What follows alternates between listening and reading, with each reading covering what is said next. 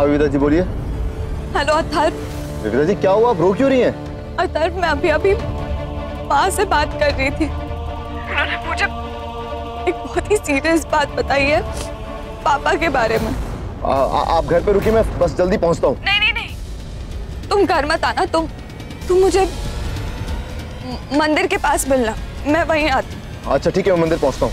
Okay.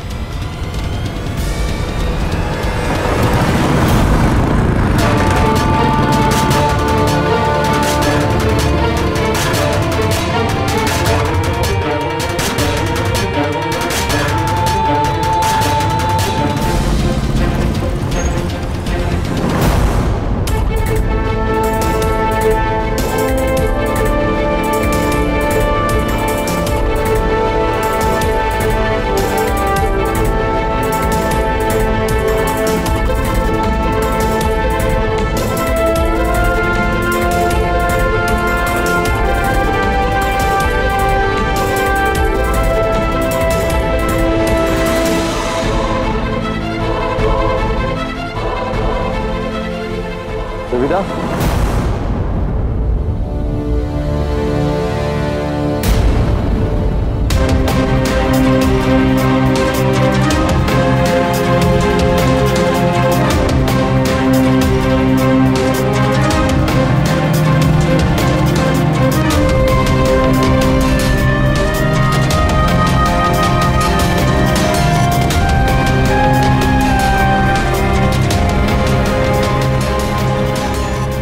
बेटा।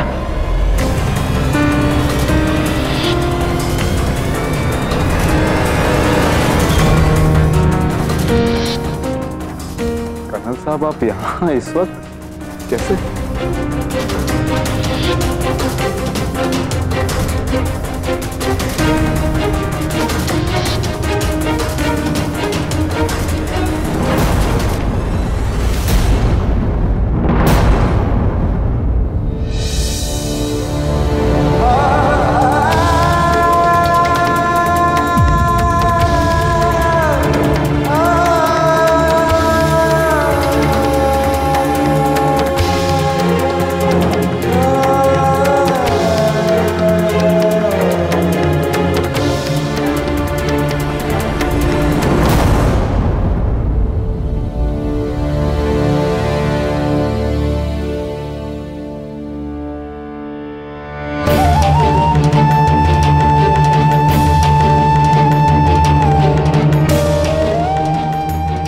Colonel साहब ने सिर्फ पापा कहो मुझे।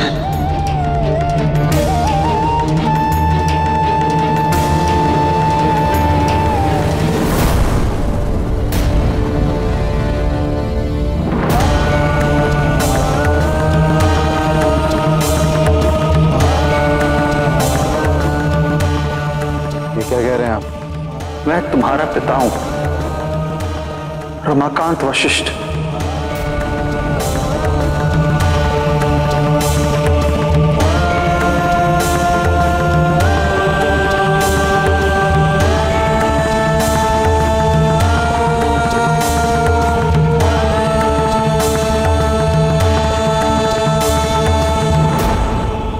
मेरे माँ के आसपास भी मत आइएगा, दूर रहिएगा। अथर्व,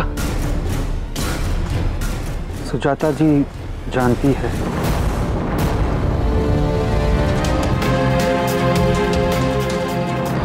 मेरे पुराने पहचान वाले हैं, फौजी हैं, हमारे ही शहर में रहा करते थे। उनके यहाँ दूध हमारे यहाँ से ही जाता था। इतने सालों बाद वो पहचान काम आई। आई प्रिज्यूम आप यहाँ के थाना इंचार्ज हैं। मेरा नाम है major Pratap Singh, Indian army. मेरा नाम है Samarth Sharma, advocate high court. ये मिस्टर अथर्वा के बिल के कीपर्स। कम ऑन बेटा।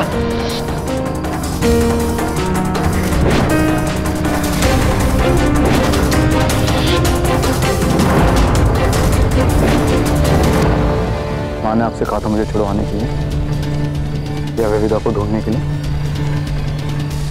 हाँ, वो कभी नहीं कहती अगर मामला इतना संगीन नहीं होता। काफी वक्त तक कुछ नहीं कहा उन्होंने। एक काम कर, तू ये लगा, मैं मंदिर आता हूँ। अतः नहीं, मैं खुद ही चली जाऊंगी ना, तू क्यों जाएगा? कमाल है, तू तो ऐसे घबरा रही है जैसे मंदिर में मेरा कोई इंतजार कर रहा है और मुझे उठा के ले जाएगा। नहीं बेटा, अब चोट तो बुजुर्ग आदमी को ही लगेगी ना। तुझे कैसे पता वो बुजुर्ग थे? हेलो सुजाता जी, आप मिल रही है ना? आप कौन बोल रहे हैं? कौन था? शर्मा जी थे वो बेटा, उनके यहाँ ना कथा है, मुझे बुला रहे थे। आज मैं तुझसे तेरे पापा के बारे में बात करना चाहती हूँ। वापस क्यों आए? सिर्फ तुम्हारे और तुम्हारी माँ के लिए। अब कितने साल बाद? हाँ, मैं चाहता था कि वक्त रहते अपनी गलतियों को सुधारने की कोशिश कर लूं।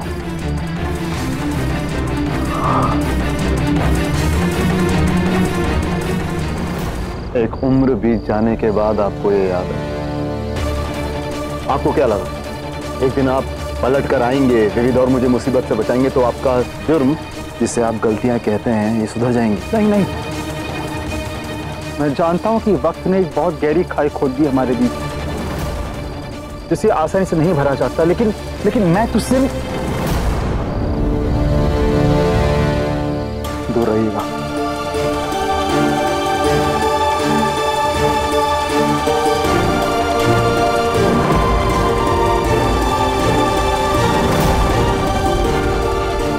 आपने विविधा की जान बचाई, उसका कर्ज है मेरे ऊपर, इसलिए आज आपसे बदतमीजी से बात नहीं करूंगा। लेकिन ये गलतफहमी बिल्कुल भी मत पालिएगा कि मैं आपको माफ कर दूंगा या आप हमारी जिंदगी में वापस आ सकते हैं, ये कभी नहीं होगा। अथर्व मेरी बात सुनो प्लीज। मैं तुम्हारी माँ की जिंदगी में नहीं रह पाया क्योंकि मैं नहीं जानना चाहता, और वजह जान के करूंगा क्या? नतीजे मैंने भुगते हैं। मैंने ऐसे ही तुम्हारी माँ को नहीं छोड़ा था, ना ही मुझे छोड़ना था, मेरी मजबूरी। आपकी मजबूरी ने 2 जिंदगियां बर्बाद कर दी कर्नल साहब। और अब आप क्या करने आए हैं? जख्मों पे नमक लगाने आए हैं? नहीं अथर्व प्लीज, मुझे एक मौका दो कि मैं तुम्हें अपना सकूं।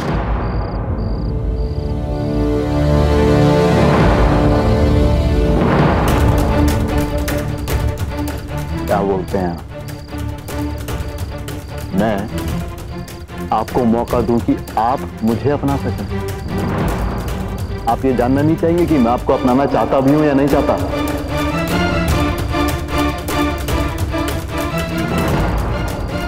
शायद आप भूल रहे हैं कर्नल साहब, फौजी लेट नहीं हुआ करते और आप 27 साल लेट हो गए। जाना ही है तो इस तरह जाओगे, अपने पिता से मुंह मोड़कर?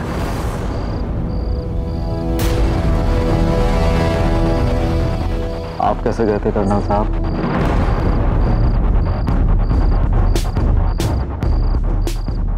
जाने का तरीका आपसे बेहतर तो कोई नहीं जानता। आप शायद भूल गए, लेकिन मैं आपको बता दूं कि मेरा कोई पिता ही नहीं है।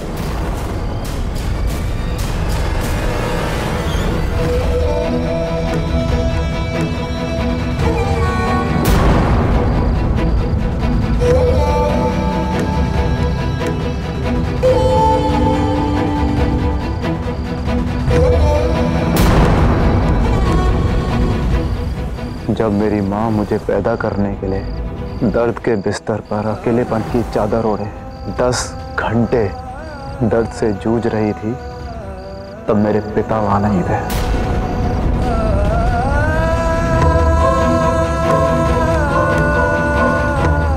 और जब मैं पैदा हुआ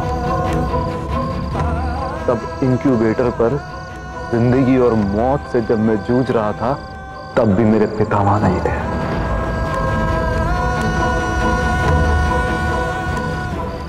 जब मेरे मुंह से पहला शब्द निकला तो वो मां था, पिता नहीं।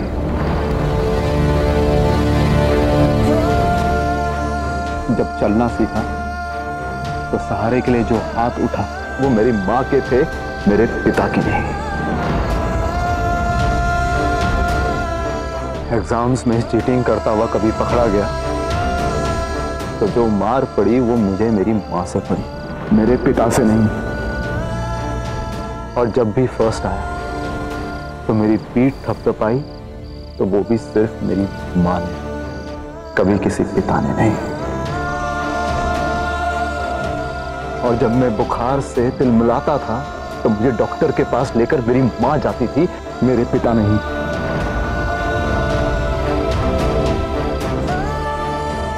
और जिंदगी में जब पहली बार मुझे प्यार मिला तो उस प्यार की खुशी मुझसे ज्यादा मेरी माँ को थी, मेरे पिता को नहीं।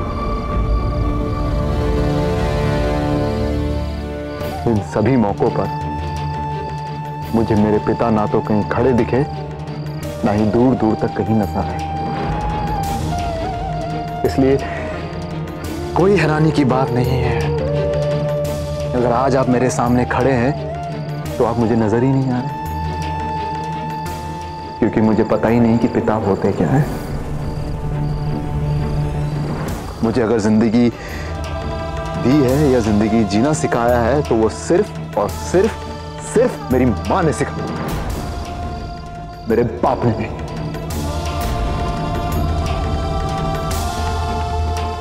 मेरी एक एक सांस में मेरी मां के दूध का कर्ज है कर्नल साहब, जिसके सामने आप कहीं नजर ही नहीं आते। तुम्हारा गुस्सा जायज और मैं सर झुकाकर कबूलता हूं। नहीं कर्नल साहब, ऐसी गलतफहमी मत पालिएगा।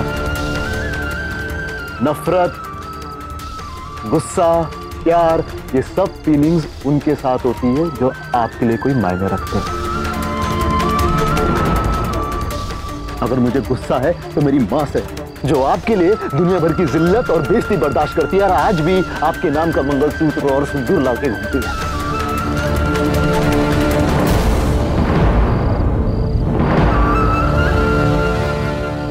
देखिए सर, मुझे दर्द पहुंचाने की ताकत ना तो आप में कभी थी, ना है और ना कभी होगी।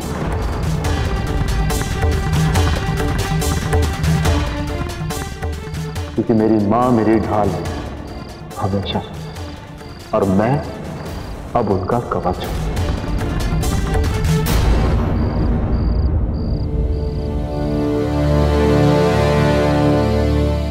मुझे कोई शक नहीं है कि सुजाता जी ने तुम्हें कभी मेरी कमी महसूस होने दी होगी। मैं तो बस एक बार तुम्हें देखना चाहता। क्या देखना चाहते हैं आप? क्या देखेंगे? यही कि हम आपके बिना कितने मायूस, कितने लाचार और कितने असहाय हैं। आप कीजिएगा सर, हम बिल्कुल ठीक हैं। मेरी माँ और मैं बहुत खुश हैं और हमारी जिंदगी में चाहे खुश हो या गम या यूं कहीं हमारी जिंदगी में आपकी कोई जगह नहीं है। प्लीज आप चलिए। नहीं, मैं सिर्फ चाहता था कि तुम जान लो कि तुम्हारा ये बदनसीब बाप अभी जिंदा है।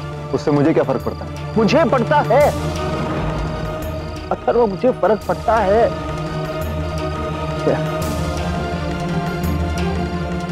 शायद आज के बाद हम कभी नहीं मिलेंगे।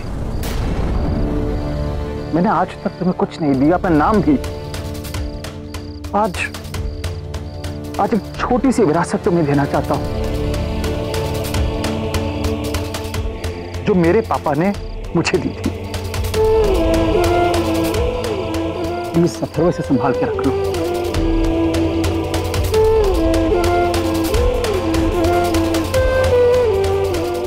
प्लीज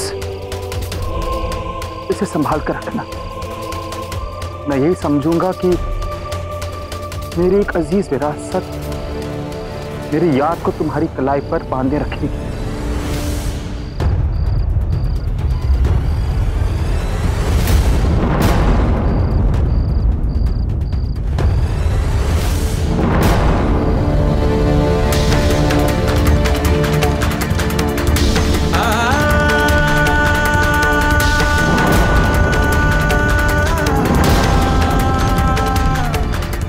ना मैं आपको जानता हूं और ना ही जानना चाहता हूं। मेरी मां ने एक बात सिखाई थी कि अनजान आदमी से कभी भी कुछ लेना मत। और विरासत तो परिवार वालों की होती है, और आपका मेरे परिवार से कोई ताल्लुक नहीं है।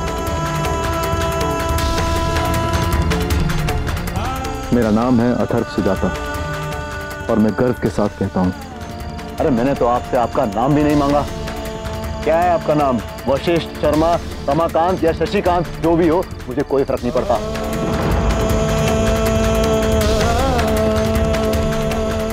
क्योंकि रिश्ते तोड़ने के लिए पहले रिश्ते जोड़ने पड़ते हैं, और आपके साथ तो कोई रिश्ता ही नहीं है।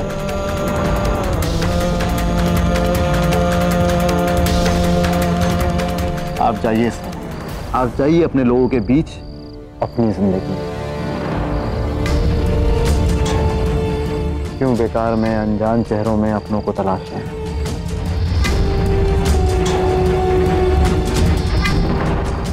जो रिश्ते 27 साल पहले दफन हो चुके हैं, अब उनकी कब्रें भी बाकी नहीं है।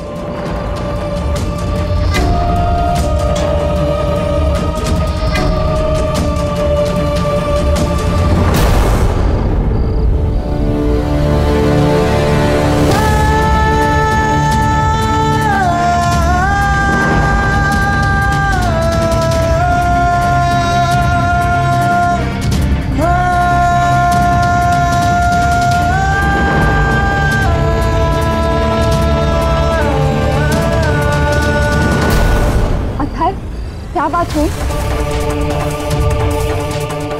सच मुझे बताओ ना कि क्या बात हुई ऊपर। अथर्व, मैं अभी माँ से बात कर रही थी। उन्होंने मुझे एक बहुत ही सीरियस बात बताई है पापा के बारे में। मंदिर के पास मिलना, मैं वहीं आती हूँ। अथर्व सुनो तो।